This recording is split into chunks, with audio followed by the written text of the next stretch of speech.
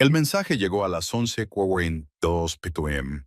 Una breve vibración en un teléfono que rara vez recibía nada más que órdenes de trabajo y amenazas de muerte, pero este era diferente. Era de un número desconocido, el número de un niño. Está pegando a mi mamá. Por favor, ayúdame. El jefe de la mafia, Matteo Ricci, se quedó mirando la pantalla. Al principio frunció el ceño pensando que era un error, una estafa, un número equivocado. Entonces llegó otro mensaje, más corto, más tembloroso. Me estoy escondiendo. Dice que la va a matar. Mateo contuvo la respiración. Había visto el miedo. Había causado miedo, pero nunca había visto esto. Una niña suplicando a un desconocido porque no le quedaba nadie más. Escribió solo 3 palabras. Voy para allá. Sin dudar, sin preguntas, sin pensarlo 2 veces. Sus hombres se quedaron paralizados cuando se levantó, cogió su abrigo y salió por la puerta. Jefe, ¿a dónde va? No respondió.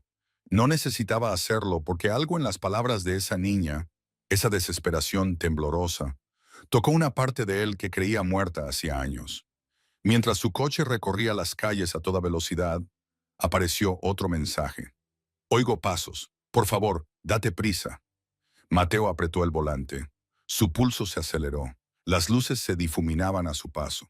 Cuando llegó a la dirección, ya lo sabía. Esa noche no llegaba como jefe de la mafia, llegaba como la única esperanza que le quedaba a esa niña. Y lo que encontró dentro de esa casa lo cambió todo. Quédate conmigo hasta el final, porque lo que Mateo descubrió en ese salón te dejará sin aliento. Antes de empezar, no olvides darle a me gusta a este video, suscribirte y comentar desde dónde lo estás viendo. Ahora, empecemos. Matteo Ricci había construido su imperio sobre un principio muy simple. No confíes en nadie, no ames nada, no sientas nada. Durante 23 años había gobernado las calles de Boston con mano de hierro envuelta en costoso cuero italiano. Su solo nombre podía silenciar una sala llena de criminales endurecidos. Su reputación se había forjado a base de sangre, traición y ese tipo de violencia calculada que mantenía despiertos por la noche a los hombres más débiles. Pero sentado en su sedán blindado, corriendo por calles vacías hacia una dirección que nunca había visto, Mateo sintió algo que no había experimentado en décadas: incertidumbre. El GPS anunciaba que faltaban 12 minutos para llegar al destino. 12 minutos para una niña que quizá no tuviera ni 12 segundos. Su teléfono volvió a vibrar. La pantalla se iluminó con otro mensaje que le oprimía el pecho. Ya no encuentro a mamá. Hay mucha sangre. Mateo pisó más fuerte el acelerador. El motor rugió por el tranquilo barrio mientras las farolas se sucedían como balas doradas. Había conducido por esas mismas calles innumerables veces, pero nunca así. Nunca con el peso de un miedo genuino aplastándole los pulmones. Verás, Matteo Ricci no debía preocuparse por niños al azar que enviaban mensajes de texto a números equivocados. No debía preocuparse por nada más que por los márgenes de beneficio y la expansión territorial. Pero aquella noche, mientras se dirigía a toda velocidad hacia una crisis que no podía controlar ni manipular, se encontró recordando cosas que había pasado años intentando olvidar. 25 años antes, Mateo era un hombre completamente diferente. Por entonces se llamaba por su nombre de nacimiento Michael Rodríguez. Vivía en un apartamento pequeño con su hermana menor, Isabela, y su madre, Carmen. Eran pobres, pero felices. Carmen trabajaba turnos dobles en una fábrica textil, mientras que Michael cuidaba de Isabella después del colegio. La ayudaba con los deberes, le preparaba la cena y la acostaba contándole historias sobre valientes caballeros y princesas rescatadas. Isabela tenía 8 años. Tenía unos rizos oscuros que rebotaban cuando se reía y una sonrisa que podía iluminar su pequeña cocina en las mañanas más frías del invierno. Creía que su hermano mayor podía arreglar cualquier cosa, resolver cualquier problema y ahuyentar a cualquier monstruo que se escondiera debajo de su cama. Un jueves por la tarde de noviembre, Michael estaba trabajando en su empleo a tiempo parcial en un taller mecánico local cuando recibió la llamada. Su jefe le entregó el teléfono con expresión sombría. La voz al otro lado de la línea pertenecía a un agente de policía. Había habido un incidente en su edificio de apartamentos. Una disputa doméstica en la vivienda de al lado había degenerado en violencia. Se habían producido disparos a través de las finas paredes. Carmen e Isabela habían quedado atrapadas en el fuego cruzado. Michael lo dejó todo y echó a correr. Corrió por calles que de repente le parecían extrañas y hostiles. Pasó corriendo por esquinas familiares que ahora parecían lápidas, marcando la muerte de todo lo que había amado. Cuando llegó al hospital, las luces fluorescentes le parecieron lámparas de interrogatorio, exponiendo cada fracaso, cada momento en el que no había estado allí para protegerlas. Carmen sobrevivió con heridas leves. Isabela no. Michael sostuvo la mano de su hermana pequeña mientras las máquinas pitaban a su alrededor como latidos mecánicos, contando hacia atrás hasta el silencio. Ella parecía tan pequeña en esa cama de hospital, tan frágil, como una mariposa con las alas rotas. Los médicos hablaban en voz baja sobre una hemorragia interna y un traumatismo demasiado grave para que su pequeño cuerpo pudiera superarlo. Pero antes de que las máquinas se callaran, Isabela le apretó la mano por última vez. Lo miró con esos mismos ojos confiados que siempre habían creído que él podía arreglar cualquier cosa. Mikey, susurró, con una voz apenas audible por encima del equipo médico. Prométeme que ayudarás a otros niños cuando tengan miedo, prometió Michael. Fue la última conversación que tuvieron. Después del funeral, algo fundamental cambió dentro de Michael Rodríguez.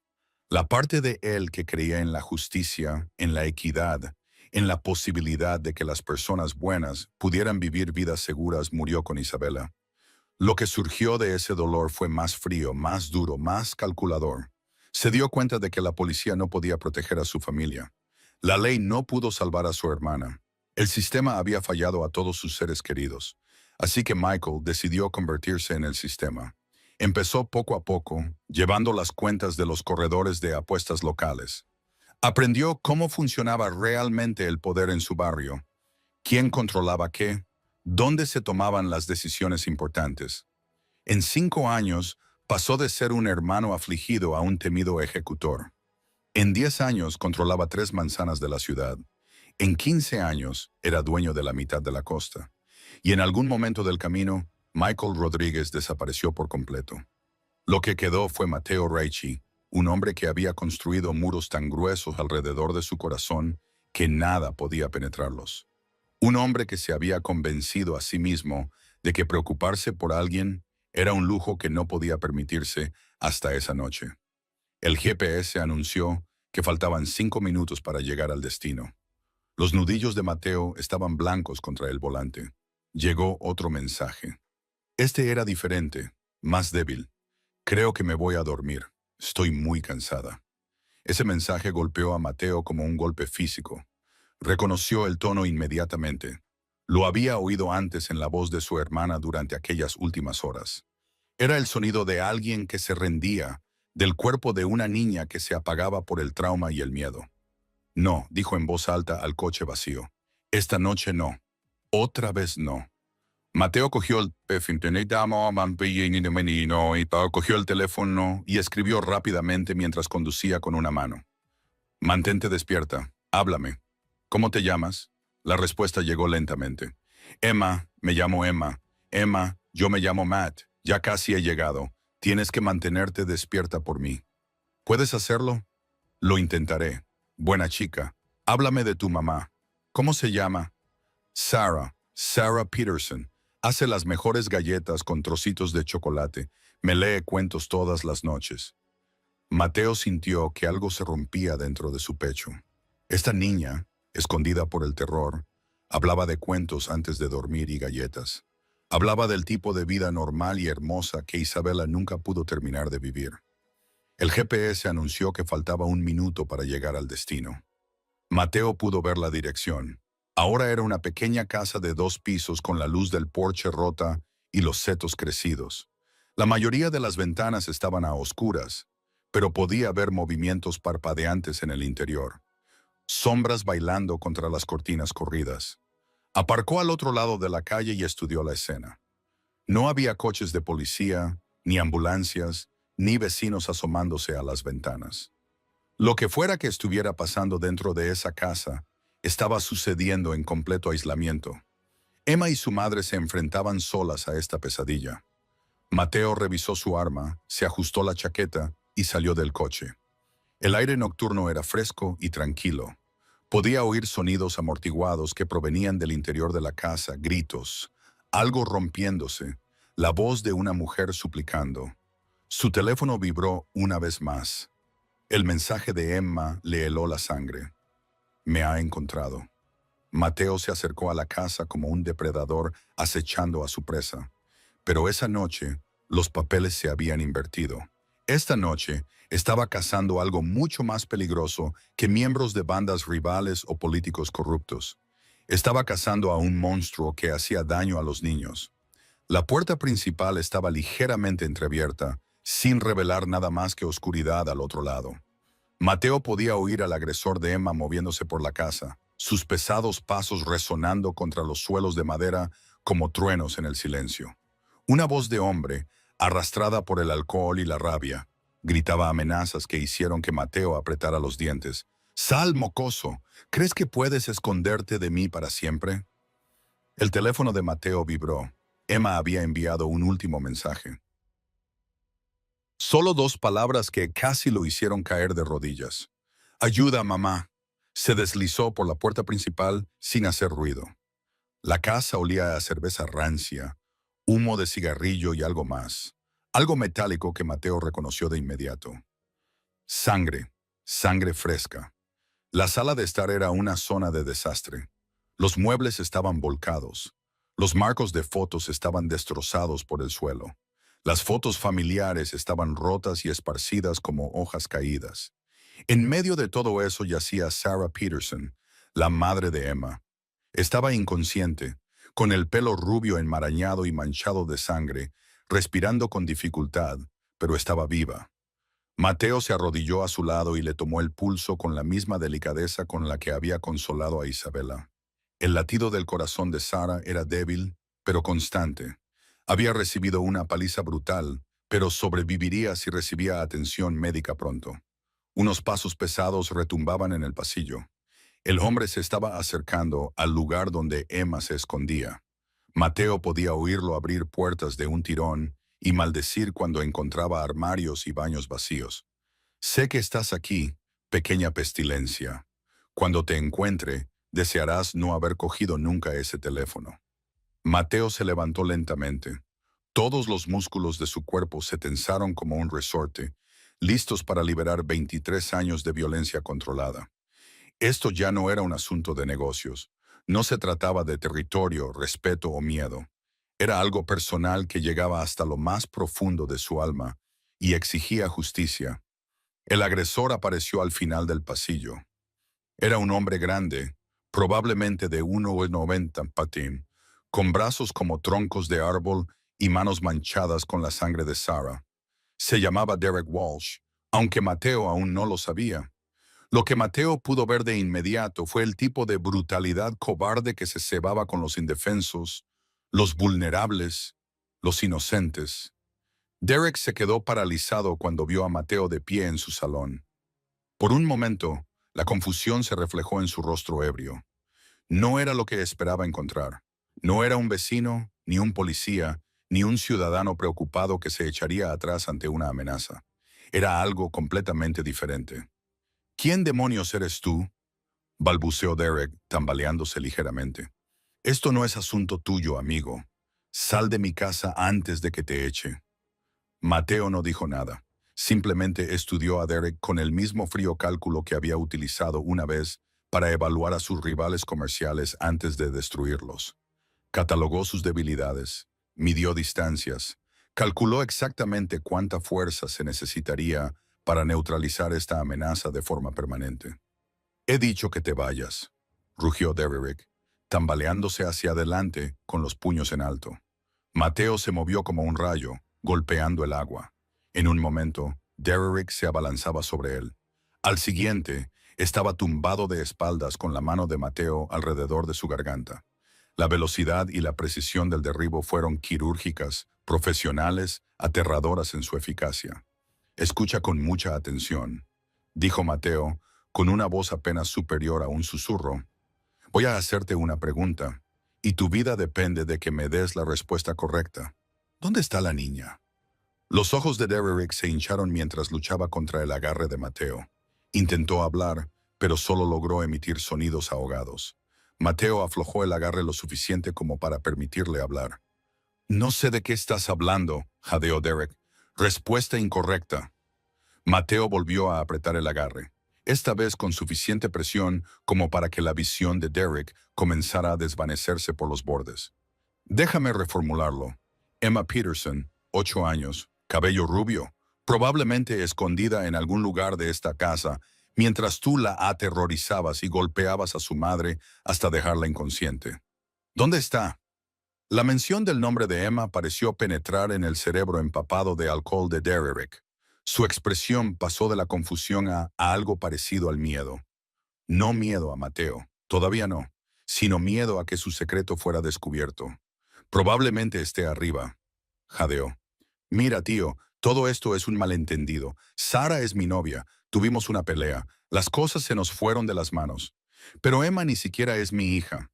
Solo intentaba disciplinarla. La otra mano de Mateo se movió hacia su chaqueta. Los ojos de Derek se agrandaron al vislumbrar el arma que llevaba allí. De repente, le jarasi. La gravedad de su situación se hizo evidente. Por favor, susurró Derek. No quería que las cosas llegaran tan lejos. Yo tampoco, respondió Mateo. Pero antes de que pudiera hacer su siguiente movimiento, una vocecita llamó desde arriba, débil, asustada, pero sin duda viva. Matt, ¿eres tú? Emma. Ella había recordado el nombre que él le había dado en su conversación por mensaje. Lo llamaba como si fuera una especie de héroe, una especie de salvador que podía hacer desaparecer a todos los monstruos. Mateo sintió que algo se movía dentro de su pecho. La misma grieta que había comenzado en su coche se amplió hasta convertirse en una fisura que amenazaba con romper por completo los muros que había construido con tanto cuidado. Estoy aquí, Emma, respondió. Ahora estás a salvo. Baja cuando estés lista.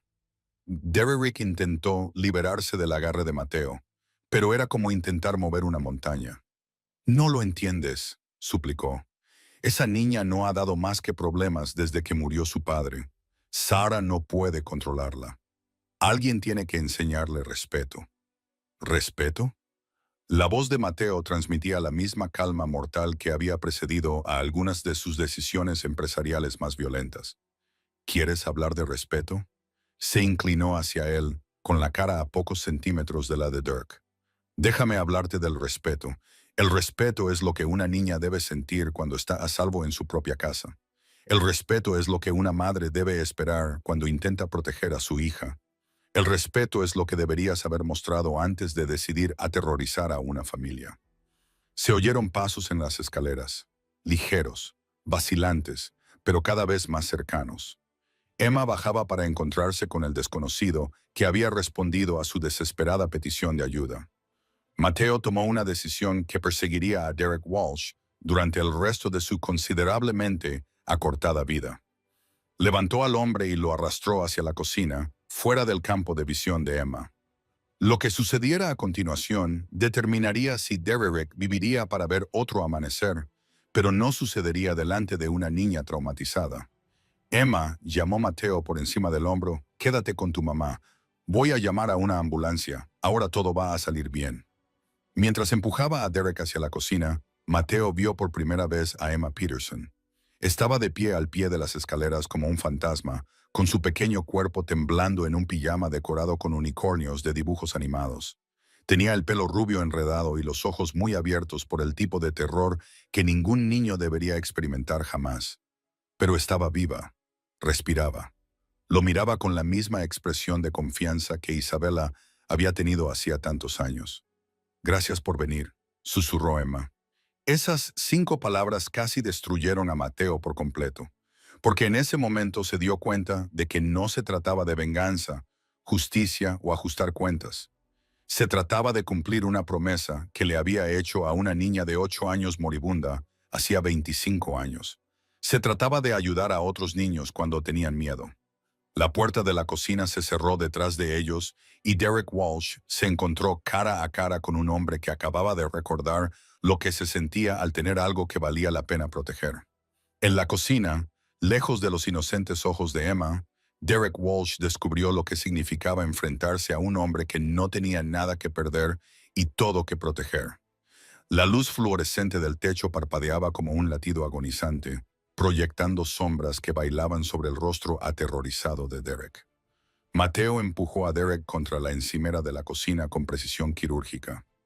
Cada movimiento era calculado, controlado, intencionado. No se trataba de la furia salvaje de un matón callejero, ni de la violencia desesperada de alguien que lucha por sobrevivir.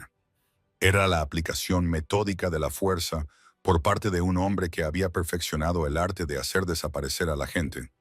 «Tienes 30 segundos para explicarte», dijo Mateo, con una voz tan tranquila que casi parecía una conversación. «Y te sugiero que elijas tus palabras con mucho cuidado, porque podrían ser las últimas que pronuncies». Las manos de Derek temblaban mientras intentaba articular palabras. El alcohol que había alimentado su brutalidad anterior ahora jugaba en su contra, entorpeciendo sus pensamientos y haciendo que su lengua se le atascara. «Mira, sé cómo se ve esto, pero no entiendes toda la situación. Ilústreme. Sara lleva 6 meses viéndome. Desde que su marido murió en ese accidente de coche, está hecha un desastre. No puede controlar al niño, no puede pagar las facturas, no puede mantener la casa en orden. Yo la he estado ayudando, ya sabes, dándole dinero, arreglando cosas por aquí, intentando ser una figura paterna para Emma». La expresión de Mateo no cambió, pero Derek podía sentir que algo cambiaba en el ambiente que los rodeaba, algo peligroso que se acumulaba como la presión antes de una tormenta. «Continúa», dijo Mateo. «Esa noche fue diferente. Sara había estado bebiendo y discutimos sobre el comportamiento de Emma. La niña se ha estado portando mal desde que murió su padre. Le contesta, se niega a hacer las tareas domésticas, se queda fuera más allá de la hora de llegada. Sara me pidió que la ayudara a disciplinarla, pero cuando intenté hablar con Emma, me contestó de mala manera». Derek hizo una pausa, evaluando la reacción de Mateo. La completa quietud del hombre que tenía delante era más aterradora que cualquier grito o amenaza. «Así que golpeaste a una mujer inconsciente y aterrorizaste a su hija de 8 años», afirmó Mateo. No era una pregunta. No se suponía que iba a llegar tan lejos. Sara se interpuso entre nosotros cuando intentaba enseñarle a Emma un poco de respeto. Empezó a pegarme, a arañarme la cara, a gritar como una loca. La empujé, quizá con demasiada fuerza, y ella cayó y se golpeó la cabeza con la mesa de centro. Fue un accidente. Y Emma, la voz de Derek bajó hasta convertirse en un susurro. Lo vio todo, empezó a gritar y a llorar, diciendo que iba a llamar a la policía. No podía permitir que lo hiciera. «Tengo órdenes de arresto, tío. Pensión alimenticia impagada, acusaciones de agresión por parte de mi exmujer. Si aparecía la policía, estaría de vuelta en la cárcel del condado antes del amanecer». Mateo absorbió esta información como un ordenador procesando datos. Cada detalle, cada excusa, cada justificación que Derek ofrecía solo confirmaba lo que ya sabía. No se trataba de un crimen pasional ni de un momento de mal juicio. Era el patrón de comportamiento de un depredador que había ido escalando su violencia hasta que alguien finalmente lo detuvo. «Así que persiguió a una niña traumatizada por su propia casa», continuó Mateo. «Destruyó su sensación de seguridad, su confianza en los adultos que se suponía que debían protegerla, y lo hizo todo para evitar afrontar las consecuencias de sus delitos anteriores. Cuando lo plantea así, suena peor de lo que fue». «No», dijo Mateo, dejando por fin que un atisbo de emoción se colara en su voz. «Suena exactamente como fue». En la sala de estar, podían oír la suave voz de Emma hablando con su madre inconsciente. Le estaba contando a Sara sobre el hombre amable que había venido a ayudarlas, prometiéndole que ahora todo estaría bien, rogándole que despertara para que pudieran ir a comprar helado al día siguiente, como habían planeado. El sonido de esa vocecita, tan llena de esperanza, A pesar de todo lo que había soportado, rompió algo fundamental dentro de Mateo. Todos los muros que había construido, todas las barreras que había levantado para mantener al mundo a distancia, se derrumbaron en un instante. Pensó en los últimos momentos de Isabela, en cómo le había hecho prometer que ayudaría a otros niños asustados. Pensó en todos los años que había pasado convenciéndose a sí mismo de que esa promesa era imposible de cumplir, de que preocuparse por alguien solo le causaría más dolor. Pero Emma Peterson le había demostrado que estaba equivocado. Su desesperado mensaje de texto había atravesado la oscuridad de su aislamiento cuidadosamente construido y le había recordado quién solía ser, en quién aún podía elegir convertirse. Derek, dijo Mateo, con una voz que había cambiado por completo, quiero que entiendas algo. En mi trabajo me he encontrado con todo tipo de delincuentes que puedas imaginar. Traficantes de drogas que envenenan a las comunidades. Tiburones solitarios que destruyen familias. Asesinos a sueldo que acaban con vidas por dinero. ¿Pero sabes lo que he aprendido en todos mis años haciendo esto? Derek negó con la cabeza, demasiado aterrorizado para hablar. Los peores monstruos no son los que matan por negocios. Son los que hacen daño a los niños por placer. El teléfono de Mateo vibró. Un mensaje de texto de uno de sus lugartenientes preguntando por su ubicación. Lo ignoró por completo. Esa noche, el imperio empresarial, que había tardado décadas en construir, le parecía menos importante que la niña de 8 años que estaba en la habitación de al lado y que había confiado en un desconocido para salvarle la vida. Esto es lo que va a pasar, continuó Mateo. Vas a salir por la puerta trasera y desaparecerás de esta ciudad para siempre.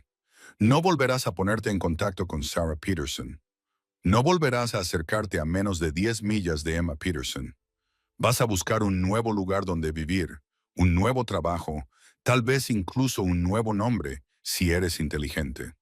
Los ojos de Derek se abrieron con esperanza. No era la sentencia de muerte que habías esperado. Pero, añadió Mateo, y esa sola palabra tuvo el peso suficiente para aplastar por completo el alivio de Dirk.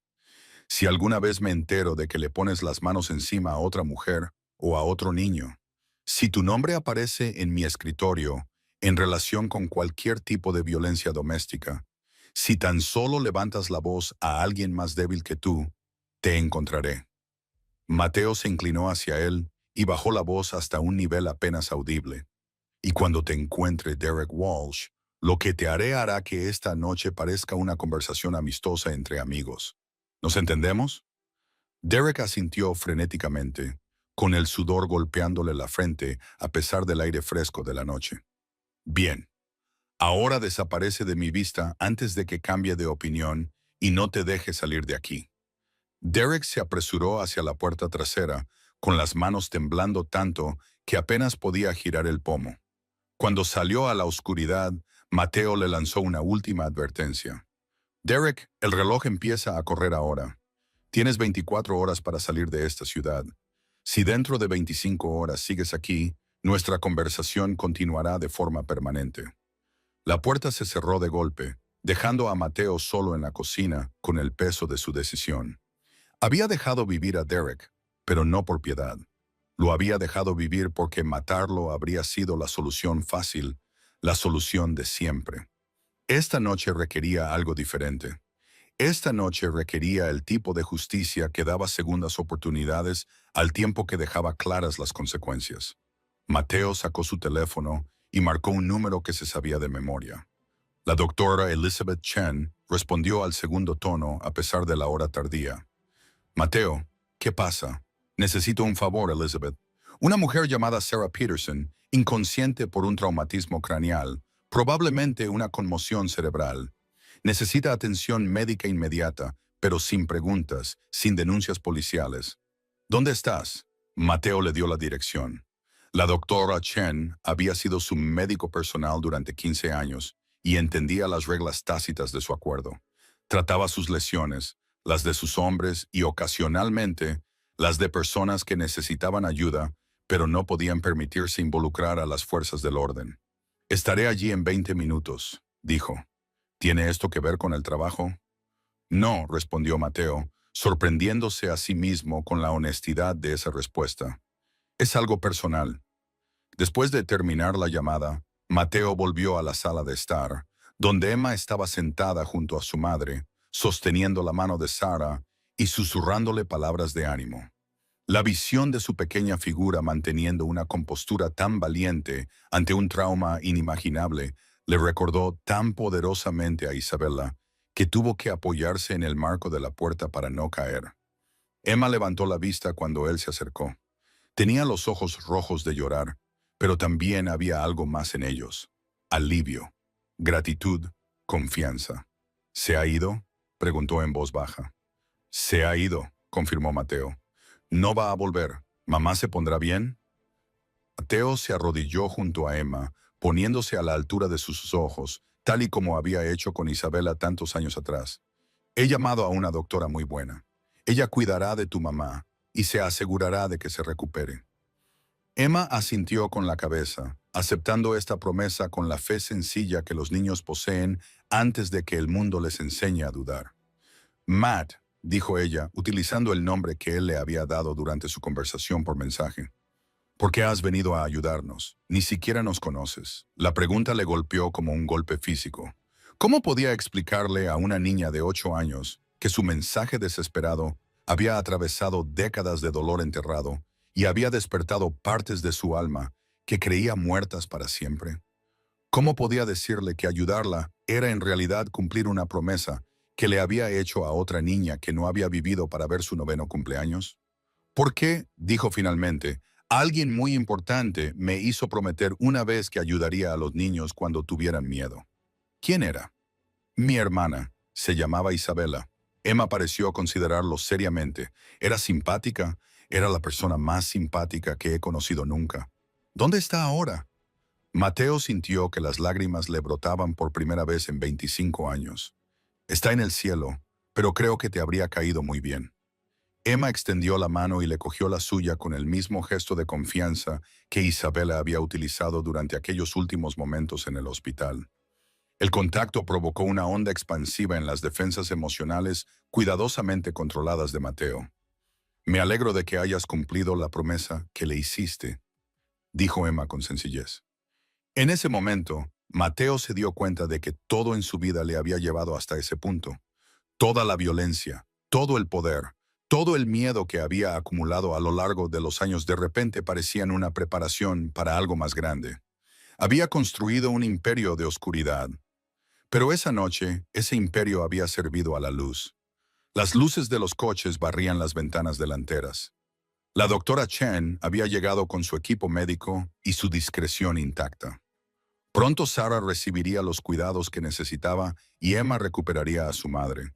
Pero Mateo sabía que su participación en sus vidas no había hecho más que empezar, porque por primera vez en décadas había encontrado algo que merecía la pena proteger y que no tenía nada que ver con el territorio, los márgenes de beneficio o el respeto ganado a través de la intimidación.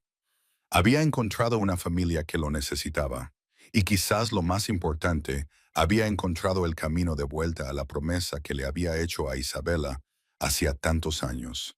La promesa que transformaría no solo las vidas de Emma y Sara, sino también la suya propia de formas que aún no podía imaginar. Mientras la doctora Chen atendía a Sara y Emma observaba ansiosa desde el sofá, Mateo salió a hacer otra llamada telefónica. Esta pondría en marcha cambios que se extenderían por toda su organización y más allá. Vincent, dijo cuando su segundo al mando respondió, necesito que organices algo. Un fondo fiduciario, completamente anónimo, suficiente para cubrir la matrícula universitaria y los gastos de manutención de una joven. Jefe, ¿qué está pasando? Estoy cumpliendo una promesa, respondió Mateo. Y Vincent, despeja mi agenda para las próximas semanas. Tengo algunos asuntos personales que atender. Por primera vez en 25 años, Mateo Ricci estaba anteponiendo la familia. Y la niña que había enviado un mensaje desesperado al número equivocado estaba a punto de descubrir que, a veces, los ángeles de la guarda más inesperados visten trajes caros y cargan con el peso de sus propias historias de redención. La noche estaba lejos de terminar, pero todo había cambiado. Porque a veces se necesita el valor de un niño para recordar a un hombre perdido quién estaba destinado a ser. Destinado a ser. 6 meses después, Emma Peterson estaba de pie en la puerta de su nueva habitación, mirando a través de las relucientes ventanas cómo jugaban los niños en el barrio seguro al que Mateo los había trasladado discretamente. Sara se había recuperado por completo. Sus moretones habían desaparecido hacía tiempo. Había recuperado la sonrisa. Pero la verdadera transformación le había correspondido al hombre que había respondido al mensaje de texto de una niña desesperada. Mateo los visitaba todos los domingos, no como el temido jefe del crimen de Boston, sino como el tío Matt, el hombre que le enseñaba ajedrez a Emma y la ayudaba con sus deberes. Había cumplido su promesa a Isabella de una forma que nunca hubiera imaginado. El imperio que había construido a base de miedo ahora servía a un propósito diferente: proteger a familias como la de Sarah y Emma de los monstruos que acechaban en las sombras. Derek Walsh había desaparecido aquella noche, tal y como Mateo había prometido. Se había corrido la voz en los bajos fondos sobre lo que les sucedía a los hombres que hacían daño a los niños en la ciudad de Mateo Ricci. El mensaje era claro y absoluto. Pero el cambio más profundo no se produjo en las calles de Boston ni en la casa de los Peterson. Se produjo en el propio Mateo. Había descubierto que el corazón más duro podía elegir el amor en lugar de la venganza, que el alma más oscura podía encontrar la redención en la confianza inocente de un niño que necesitaba ser salvado. El mensaje desesperado de Emma se había enviado al número equivocado. Pero a veces el número equivocado resulta ser exactamente la persona adecuada en el momento adecuado. A veces la salvación llega de los lugares más inesperados, vistiendo trajes caros y cargando con el peso de las promesas hechas a niños moribundos. Gracias por vernos y recuerden suscribirse para ver más historias reales increíbles que demuestran que incluso los corazones más rotos pueden sanar cuando se les da la oportunidad de proteger algo precioso. Esto